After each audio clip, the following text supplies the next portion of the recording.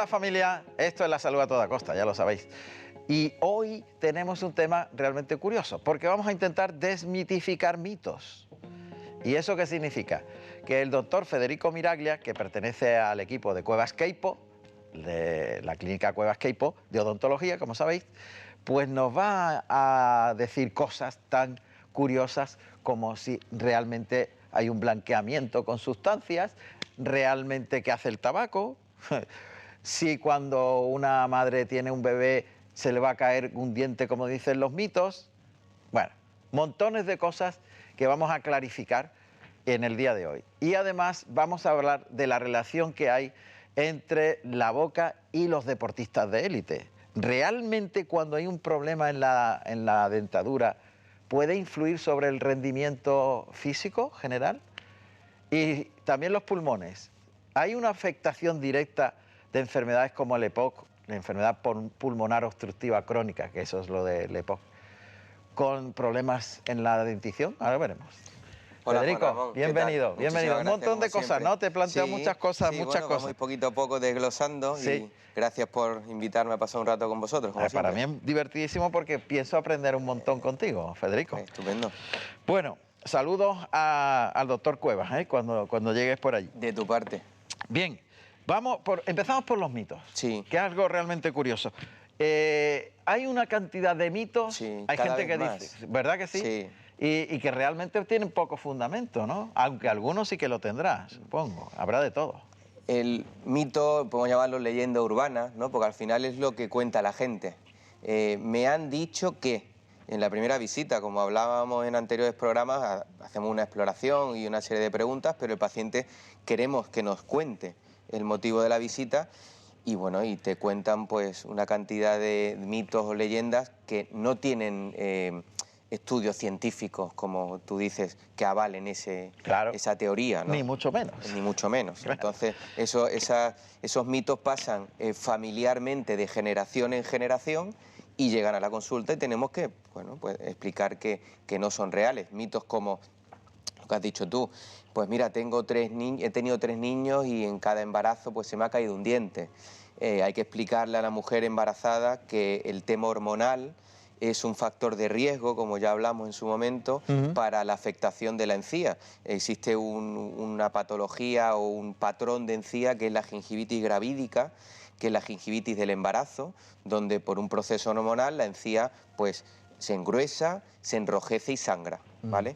Y por una cuestión de falta de información hacia la embarazada, por eso tenéis muy importante la interrelación entre las distintas disciplinas, ya sea a nivel ginecología, las matronas que están muy pendientes de sus pacientes y a nivel nosotros periodontal o odontológico, pues puedes darle a la embarazada una serie de información para evitar ese tipo de mitos, porque mucha embarazada no acude a la consulta por miedo a la anestesia, por miedo a que durante estos 9 meses quiero que mi criatura pues crezca y nazca hermoso y no quiero recibir ningún tipo de terapia. Y hoy en día con las técnicas pues es mejor tratar una encía con gingivitis en una embarazada a que el curso natural del embarazo pues nos puede llegar a dar casos que están demostrados científicamente de niños de bajo peso al nacer por periodontitis o por gingivitis del embarazo. Uno de los mitos. Por eso animamos a toda la mujer a hacerse un chequeo previo al embarazo y durante el embarazo. Un chequeo es una revisión. Mitos como el tabaco. El tabaco lo que hace es una vasoconstricción. Y vamos a explicar este término, es que las pequeñas arterias de la encía disminuyen su calibre, con lo cual los nutrientes no llegan. La encía no está tan nutrida, con lo cual no hay sangrado, está enmascarado. Pues muchos pacientes nos dicen, pero bueno, entonces si no sangro por el tabaco, voy a seguir fumando. Claro. Hay que explicar que el tabaco nos está enmascarando un cuadro, con lo cual es tremendamente peligroso el continuar con ese hábito. Mitos como el mantenimiento periodontal semestral o lo que es una limpieza de dientes o de encía, por eso tenéis muy importante la interrelación entre las distintas disciplinas, ya sea a nivel ginecología, las matronas que están muy pendientes de sus pacientes y a nivel nosotros periodontal o odontológico, pues puedes darle a la embarazada una serie de información para evitar ese tipo de mitos, porque mucha embarazada no acude a la consulta por miedo a la anestesia, por miedo a que durante estos 9 meses quiero que mi criatura pues crezca y nazca hermoso y no quiero recibir ningún tipo de terapia. Y hoy en día con las técnicas pues es mejor tratar una encía con gingivitis en una embarazada a que el curso natural del embarazo pues nos puede llegar a dar casos que están demostrados científicamente de niños de bajo peso al nacer por periodontitis o por gingivitis del embarazo. Uno de los mitos. Por eso animamos a toda la mujer a hacerse un chequeo previo al embarazo y durante el embarazo. Un chequeo es una revisión. Mitos como el tabaco. Como el tabaco lo que hace es una vasoconstricción, y vamos a explicar este término, es que las pequeñas arterias de la encía disminuyen su calibre, con lo cual los nutrientes no llegan. La encía no está tan nutrida, con lo cual no hay sangrado, está enmascarado.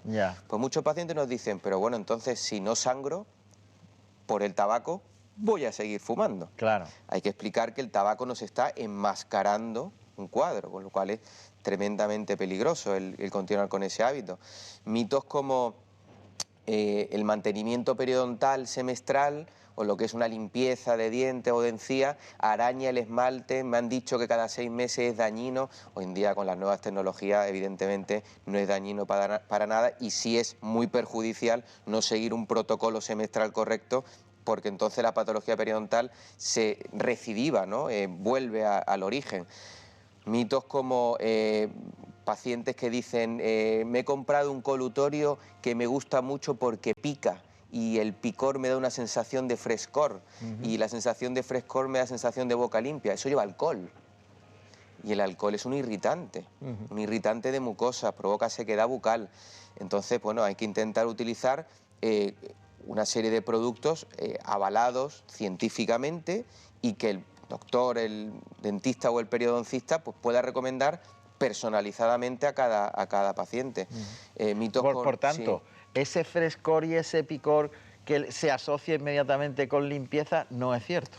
A ver, los colutorios son coadyuvantes. La palabra coadyuvante es una ayuda a un protocolo, ¿vale? Un protocolo que conocemos que es un cepillo de dientes con una buena técnica de cepillado, una pasta de dientes correcta y personalizada a cada caso. Pacientes con gingivitis, pacientes con sensibilidad, pacientes con problemas de caries y hay que mandar algo con fluorización, un colutorio, un cepillo interdental, hablamos de cepillo eléctrico, hablamos del irrigador. Entonces es un protocolo al fin y al cabo, y el colutorio es un coadyuvante.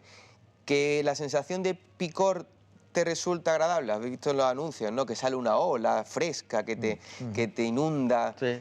Pero claro, publicidad, ¿no? Luego hay que ver la composición de ese colutorio y si está indicado, pues por ejemplo, para recomendártelo yo a ti, conociendo tu boca, ¿no? Fíjate, eso es lo que hablábamos en otra edición con el doctor Víctor Campos, el neurólogo. Es neuromarketing. Claro.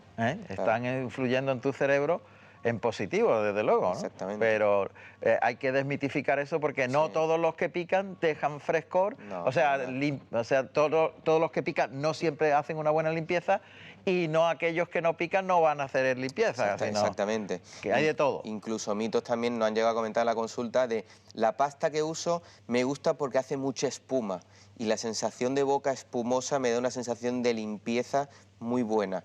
Pues hay que ver la composición de cada pasta, porque aquí lo importante es el cepillado, ¿vale? Una correcta técnica de cepillado. Lo que recomendamos, 3 cepillados diarios, después de cada alimentación fuerte, desayuno, almuerzo, cena, una técnica correcta, como viene la imagen, un barrido, siempre en dirección contraria a la encía, una técnica circular o rotatoria, o como explicamos, de lavadora, ¿no? Que dé vueltas alrededor de la superficie del esmalte. Evidentemente con una buena pasta, pero aquí el cepillado y la técnica de cepillado es lo más importante. De hecho, a los niños chiquitines que no toleran las pastas porque por el sabor y tal, hacemos un cepillado de dientes con agua. Con agua. O con una gasita. Claro. Y Federico, digamos, las cerdas del cepillo influyen, el que haya cepillos con un pico que tienen a lo mejor una cerda más larga al final, o todas sean uniformes, la dureza más o menos de la cerda. En esto ¿qué recomendaciones hay? Por suerte, ha evolucionado todo tanto que hace muchos años solo había un tipo de cepillo, ¿no? Entonces no había tantas preguntas sobre este tipo. Ahora es fundamental explicar, después de cada terapia, qué cepillo recomendamos, porque si el paciente no recibe esa información, pues el paciente va a la farmacia y al final pues está un poco perdido, ¿no? No sabe exactamente qué es lo mejor para él. Tenemos cepillos quirúrgicos con cerdas blandas, ¿vale? Después de una cirugía de implante, una cirugía periodontal. Ajá. Para una boca estándar, después de un procedimiento periodontal, podemos recomendar un cepillo medio, ¿vale? Con una correcta técnica de cepillado. Ahí tenemos en la imagen, por ejemplo, el diagnóstico de un cepillo con una técnica agresiva o traumática cuando las cerdas se abren, Sí. ¿no? Si tuviéramos una cámara en cada baño de cada vivienda de Málaga, pues podríamos hacer un diagnóstico de cómo se cepilla cada paciente viendo el cepillo, Viendo el no cepillo. viendo la boca. Ajá. ¿Vale? Y luego tenemos cepillos más suaves, más duros, eléctricos, sónicos, cepillos también interdentales, cepillos de cabezal más estrecho para la zona cordal o de muela de juicio. Bueno, tenemos un estocaje magnífico, por suerte. Intentamos recomendarle a cada paciente su... Pero, por ejemplo, eso que acabas de decir me ha abierto los ojos. Si te has hecho una cirugía de la boca, pues tendrás que conocer que sea un cepillo un poquito más suave, Claro. para evitar agresión, una Claro. más dureza sobre la zona que ha sido mal. Y esto vosotros sois los que tenéis que orientar, ¿no? Claro. Piensa que cuando hacemos una cirugía Y normalmente no se preguntan estas cosas, es que hay que dar qué cepillo Claro. utilizo, y debería preguntarse, ¿no? Yo creo que ahí está el éxito de tener un equipo formado para poder transmitir al paciente todo este tema. Ya. Cuando hacemos una cirugía, evidentemente damos unos puntos, los puntos retienen placa bacteriana o sarro y esos puntos tienen que estar perfectamente higienizados para que la herida cierre bien. Ya. Y ahí tenemos que utilizar un cepillo quirúrgico. Claro. Es un cepillo suave que nos permite limpiar los puntitos sin posibilidad de que el punto se nos pueda salir con un cepillo duro, que mucha gente, otro mito, me doy muy fuerte con un cepillo duro. Error, error, porque ese cepillo duro provoca una retracción de la encía a largo plazo, evidentemente, y con un buen cepillo medio y una buena técnica podemos hacer una limpieza doméstica magnífica. Claro, claro. Y lo de esas cerdas que son más largas en la punta del cepillo, ¿eso tiene alguna aplicación Bueno, o es estético, psicológico? Sí, son cepillos que tienen distinta anatomía para intentar llegar a las distintas localizaciones de los 4 cuadrantes que tenemos. Hay ciertas zonas muy posteriores que son difíciles de limpiar, hay ciertas zonas anteriores que por apiñamiento pues hay retención de placa. Entonces, bueno, pues cada casa comercial pues intenta jugar un poco con la anatomía del cepillo para... tenemos que también priorizar en lo importante que es un cepillo, una técnica, unos productos. Sí. Y cuando el paciente ya lo tenemos concienciado, como hemos hablado otras veces, motivado e instruido, pues podemos ampliarle el estocaje de lo que pueda tener en el cuarto de baño. Porque si a un paciente que de primera se reconoce que no lo hace bien, poco dejado con el tema de la higiene, no le podemos dar en un primer taller de higiene una sesión de cepillo eléctrico, cepillo manual, irrigador, interdental. Lo vamos a aburrir. ¿Y qué ocurre cuando nos aburren? Que no hacemos nada. Claro, hay que ir a lo básico. Exactamente. En ese sentido. Y ir viendo esa motivación, que la motivación la tenemos que crear nosotros. Si creamos esa motivación, vemos como el paciente cada vez nos pide más información. Y ahí es cuando nosotros pues, empezamos a ayudar con técnicas domésticas un poquito más avanzadas.